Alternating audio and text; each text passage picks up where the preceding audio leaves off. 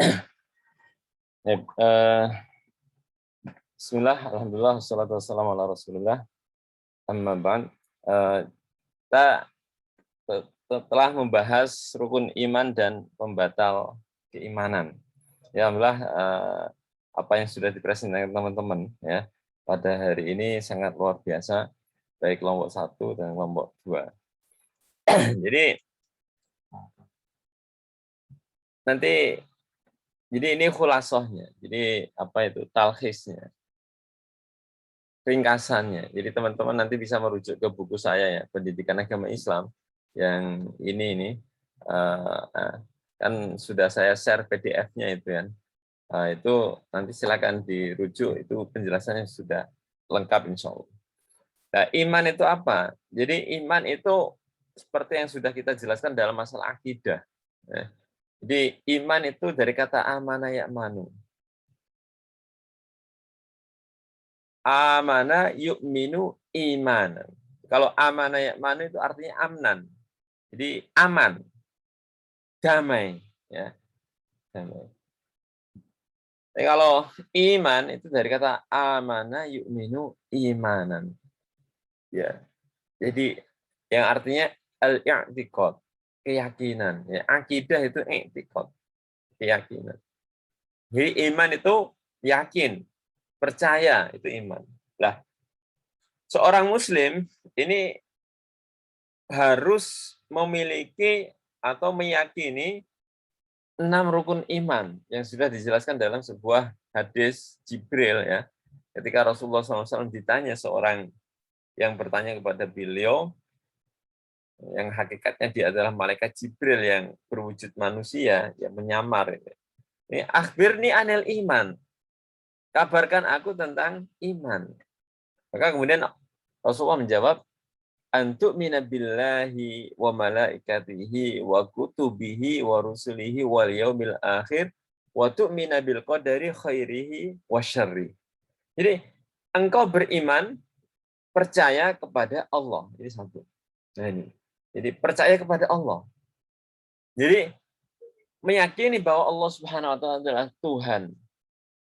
Satu-satunya Tuhan, satu-satunya wujud yang berhak untuk disembah, itu Allah Subhanahu wa taala. Iman. Dan Allah lah yang menciptakan langit, menciptakan manusia, menciptakan alam semesta. Itu Allah pencipta. Allah yang memberi rezeki pada kita semua. Memberi nikmat, memberi karunia, memberi rahmat, kasih sayangnya untuk kita semua. Sebab kalau tanpa rezekinya bagaimana kita bisa hidup di dunia, ya. Nafas. Mungkin kalau zaman pandemi terutama di bulan-bulan Juli kemarin kita rasakan betapa nikmatnya sehat itu. Orang mencari oksigen ya, sangat susah. Itu nikmat-nikmat ini dari mana yang kamu rasakan? Mungkin karena terlalu banyak kita merasakannya, dan mungkin karena kita belum mengenal Allah lebih dekat, jadi seakan-akan ini nikmat itu adalah yang tidak ada yang memberi. Padahal kalau kita yakini, inilah yang pentingnya kita belajar iman itu. Bahwa segala sesuatu itu adalah hakikatnya dari Allah, dari Tuhan. Nah, inilah kenapa kita kok percaya kepada Tuhan. Percaya kepada Tuhan. Kenapa? Karena Allah itu yang menciptakan kita. Coba kalau kamu disuruh flashback misalnya. Flashback sebelum saat ini menjadi remaja. Kemudian ke waktu kecil, di waktu bayi, atau ketika menjadi masih belum menjadi apa-apa. Ya. Siapa kira-kira yang menumbuhkan kamu ini? Siapa yang kemudian memberimu ilmu? Maka ada istilah itu, bukanlah kita yang hebat, tetapi karena kita dimudahkan Allah lah kita bisa melakukan sesuatu. Ini bukan karena kita yang hebat, tetapi karena Allah yang memberikan kemudahan pada kita bisa melakukan sesuatu. Ya. Karena Allah itu gampang sekali mengambil sesuatu dari diri kita, ya kan?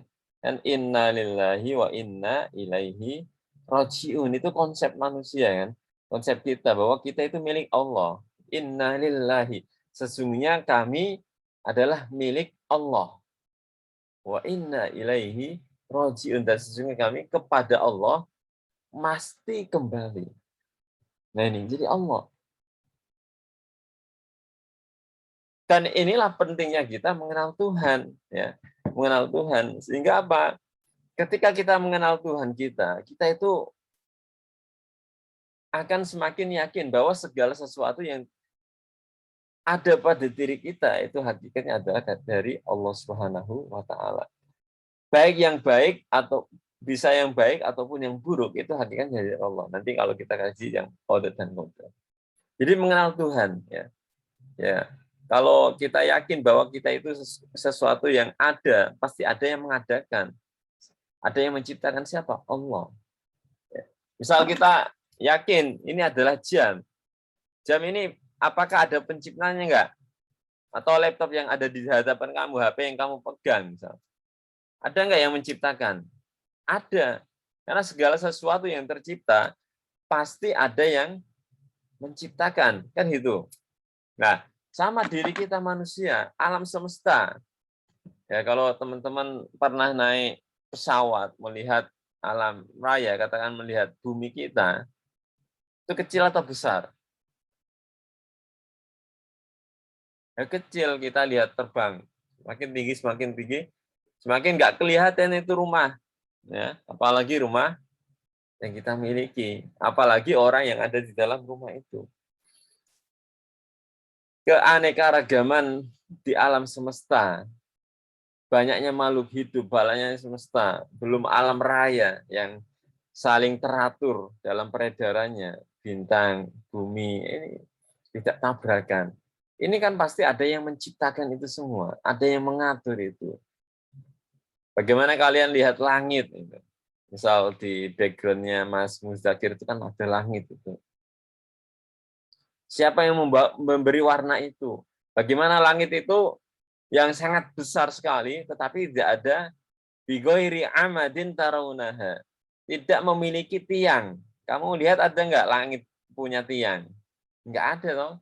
Padahal rumah itu kalau nggak ada tiangnya, ya, itu ya hancur. Tapi bagaimana langit yang besar itu? Bagaimana peredaran matahari bisa terbit, bisa tenggelam, bisa terbit tenggelam. Ini siapa yang mengatur itu? Allah. Ada Tuhan yang mengatur itu. Nah, kalau urusan yang besar itu ada yang mengatur, bagaimana dengan wujud kita yang sangat kecil? Ya, jadi sangatlah mudah bagi Allah, bagi Tuhan untuk mengatur kita. Jadi ini segala sesuatu karena ada yang wujud, ada yang menciptakan, wujud sesuatu itu ada karena ada penciptanya. Karena tidak mungkin sesuatu itu ada tanpa ada pencipta. Nah, ini tidak mungkin. Nah, ini menunjukkan bahwa Tuhan itu ada. Hanya saja Tuhan itu gaib. Maksudnya adalah karena keterbatasan diri kita yang sehingga kita tidak bisa melihat Tuhan. Karena Tuhan itu maha sempurna. Ya, ini satu. Kemudian malaikat. Jadi Allah Subhanahu wa taala itu memiliki malaikat-malaikat yang sangat banyak sekali, lebih banyak dari jumlah manusia. Ya. Wa ma ya'lamu junuda rabbika illa hu. Tidak ada yang mengetahui junud pasukan-pasukan Allah kecuali adalah Allah sendiri. Nah, mereka tercipta dari cahaya. Ini diutus oleh Allah Subhanahu wa taala dengan berbagai tugas yang macam-macam. Itu malaikat. Yang hanya memiliki akal, tidak nafsu. Jadi malaikat itu punya akal, sehingga mereka itu adalah orang-orang yang sangat tunduk kepada Allah Subhanahu wa taala. Ya ayyuhalladzina amanu qu anfusakum wa ahlikum nar wa quduhan nas wal hijaru 'alaiha malaikatun giladun syidadun la ya'sunallaha ma amarahum wa yaf'aluna ma yu'marun. Jadi malaikat itu diperintah apa saja? Tindak. Ya, apa? Melakukan, menindaki.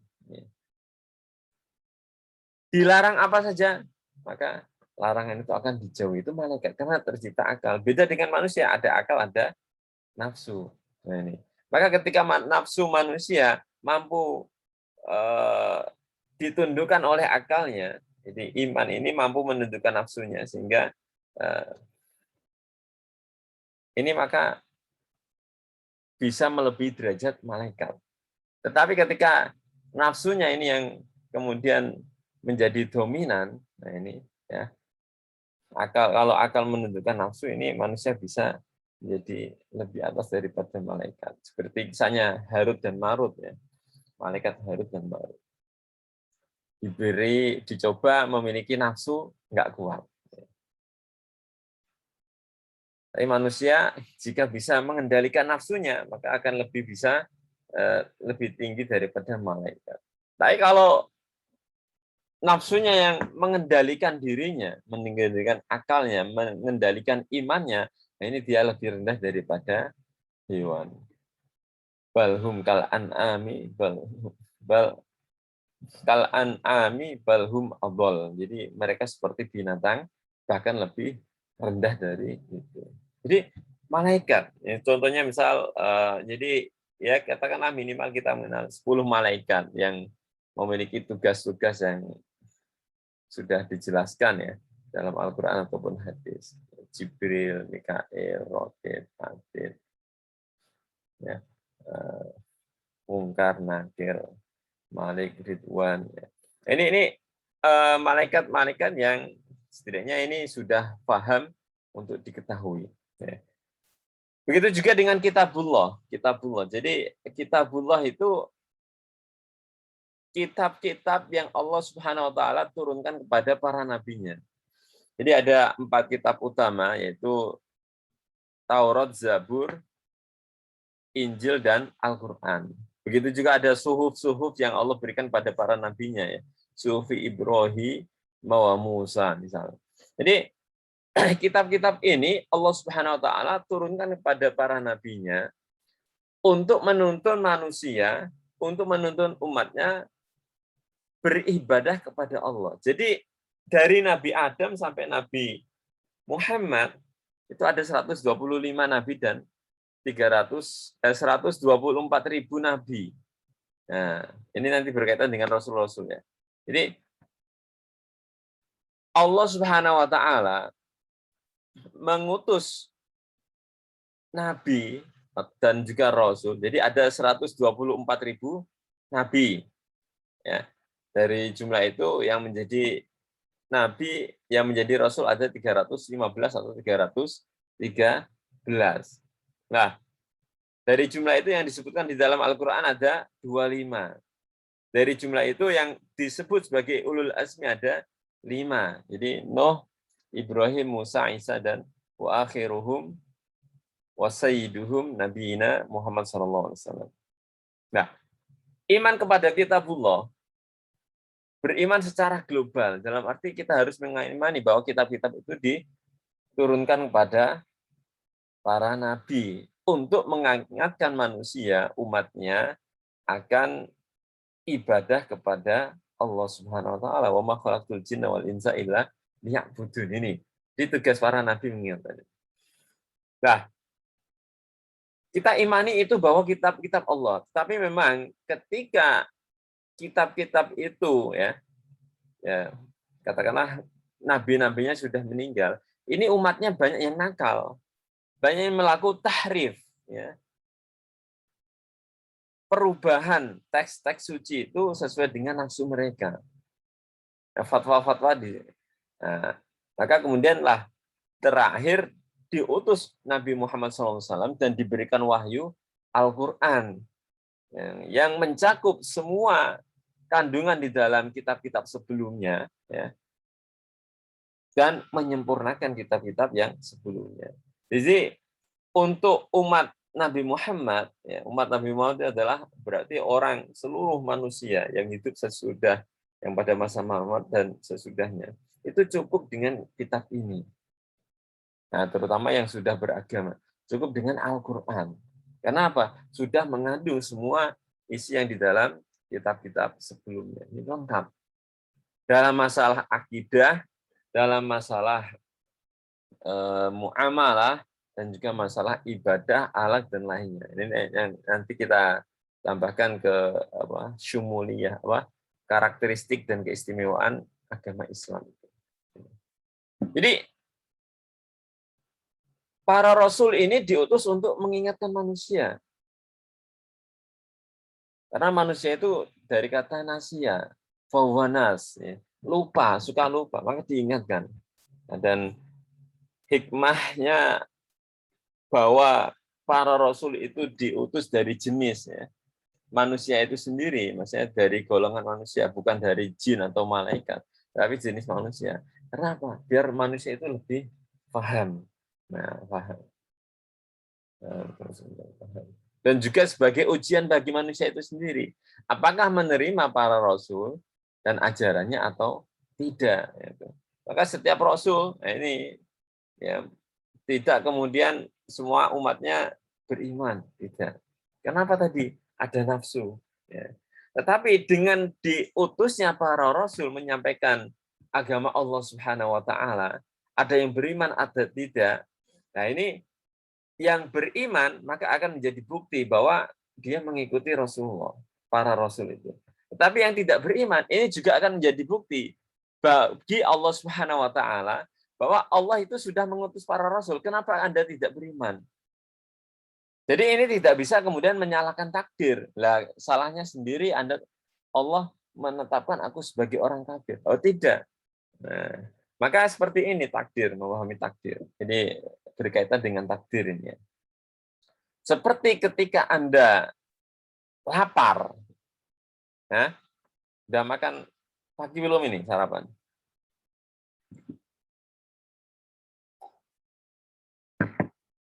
Ketika Anda lapar misal, ya, apakah Anda yakin kepada takdir? Hanya sebatas yakin, kalau Allah menakdirkan saya kenyang, ya kenyang. Ngapain aku harus cari makan?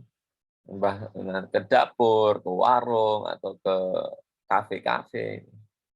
Kalau udah takdirnya kenyang, ya kenyang. Ngapain cari makan? Nah, karena udah takdirnya kenyang. Nah, ini namanya paham kalau hanya meyakini sesuatu tanpa usaha, ini namanya Jabariyah. Paham Jabariyah. Ekstrim. Nah, disinilah Allah memang menakdirkan Anda kenyang. Tetapi takdir itu adalah bersifat misteri, tidak ketahui. Maka kita harus mencarinya kan. Ke dapur, masak dulu. Ke warung, beli. Sehingga dari usaha itu kita mendapatkan makanan, dan makanan itu kita bisa makan dan bisa kenyang. Sama seperti Anda bertolabul ilmi.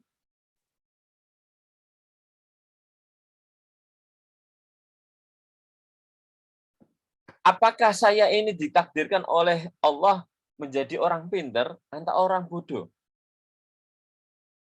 Nah, takdir itu kan misteri kan. Yang menjawab itu apa? Usaha kita. Nah, teman-teman kuliah buktinya.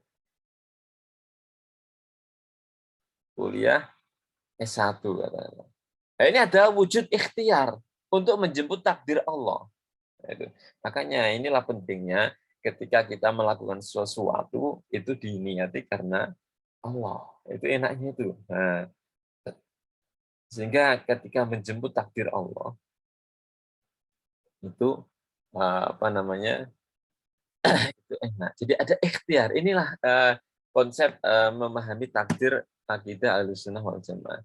Sama misal dalam jodoh itu di tangan Tuhan misal. Ya memang Allah itu yang menciptakan manusia berpasang-pasangan. Tumbuh-tumbuhan juga berpasang-pasangan. Tapi takdir itu kan tidak kita tahu. Maka tadi menarik sekali. Perbaiki dirimu, insya Allah pasangan yang dijanjikan itu akan baik. Wal mu'minuna wal mu'minat wal mu'minina wal mu'minat wal musyrikuna wal musyrikat. Nah, itu kan pasangan-pasangan ya. Allah memang cermin dari pasangan kita itu adalah diri kita sendiri. Lah, inilah kenapa kok para rasul diutus menyampaikan kitab-kitab Allah, wahyu-wahyu Allah kepada manusia untuk menjadi panduan. Jadi Al-Qur'an diturunkan kepada Rasul kita Muhammad agar Al-Qur'an ini menjadi panduan hidup kita, bukan hanya sebatas alat mahar saja. Tapi panduan hidup, karena terdapat bagaimana kita dalam bermuamalah, bagaimana kita berakhlak, bagaimana misal kita juga menikah, memilih pasangan, itu kan sudah dijelaskan di dalam agama Islam. Oh, berarti agama ini tidak hanya tentang rukun iman saja. Oh enggak, luas. Kalau mau mendalami, semakin dalam, semakin dalam, semakin dalam, oh, perlu juhud, ya, kesungguhan yang luar biasa. Ya. Jadi supaya kita ya memiliki takdir yang baik, jadi Allah itu menakdirkan, tetapi manusia juga dituntut untuk berusaha, ya seperti itu. Maka inilah konsep tawakal, ya.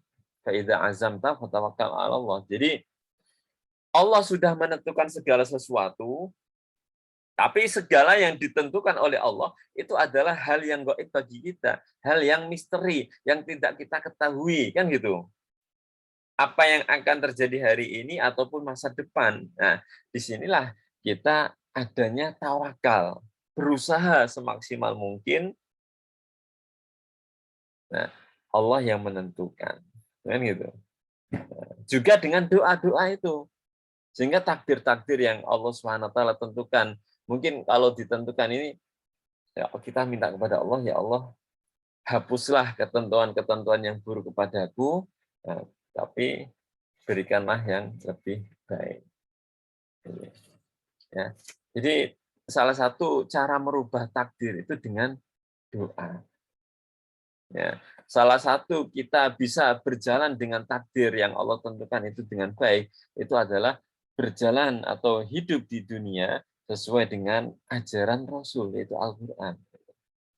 Jadi makanya Rasulullah SAW menyampaikan wahyu Al-Quran itu, ya, ada kisah-kisah masa lalu untuk menjadi pelajaran bagi kita dalam menatap masa depan yang penuh dengan misteri.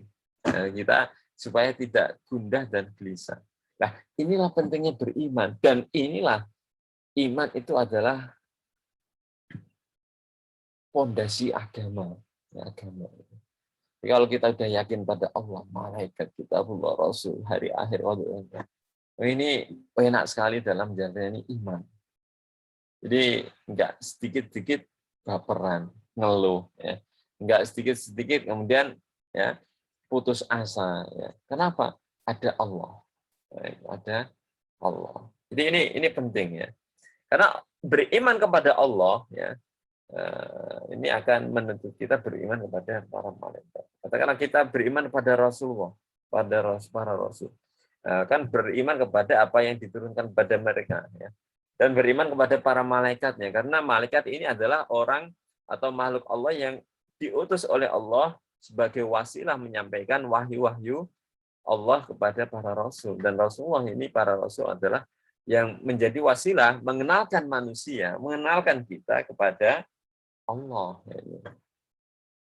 Dan para rasul inilah yang menjelaskan qada dan takdir, qada dan qadar, agar manusia ini, ya, menjalani hidup ke depannya itu lebih yakin bahwa segala sesuatu yang akan menimpa manusia hakikatnya dari Allah, ya. Baik ataupun buruk itu semuanya dari Allah Subhanahu wa taala. Tapi untuk senantiasa berjalan di atas takdir yang baik, maka kita harus berpegangan dengan kitabullah. Jadi berpegangan dalam arti adalah memahami, mencari ilmunya, dan mengamalkannya.